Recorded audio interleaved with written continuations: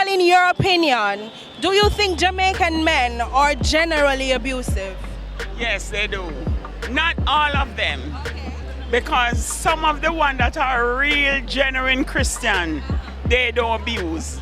But those that are outside of Christ, they abuse the woman. They abuse even the children.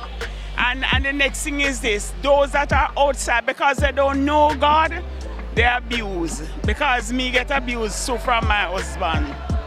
Right? And that is my opinion. Why do I think they are afraid to leave an abusive relationship? Because sometimes some of them are a stalker. So if them leave the relationship, maybe them afraid the man will start them, or the man will say them friend come kill them. So that's why they may be afraid to leave them abusive relationship. Why does JASL care about violence against women? Wow, that's a question we get a lot. Jamaica AIDS Support for Life is a HIV human rights organization, and people ask that all the time, but we have seen the role that violence against women has played in both people contracting HIV and how people are able to manage their treatment living with HIV when there's violence against women. So we know, for example, that a number of the women that has HIV that is in our care, they contracted HIV because one, they were either raped, or two, they were in violent relationships where they lost power and couldn't negotiate, for example, safer sex, and so they contracted HIV.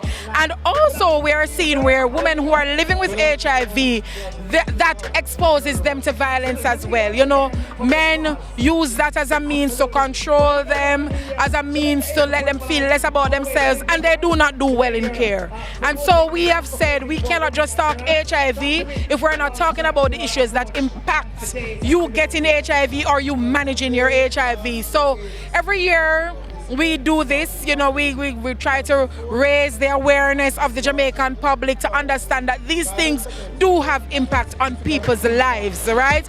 And other than today, we do have programs that cater to the women, whether it is counseling with a psychologist, whether it is, you know, helping them with some economic empowerment activities like starting their own business, helping women to go back to school, to take control of their lives, and just help teaching them skills to be better able to negotiate in their relationships. So it's not just a one-day thing, it's something that is entrenched in our programs. But for a day like today, we're asking Jamaicans to hear us, and we are calling on them to really stop the violence against women.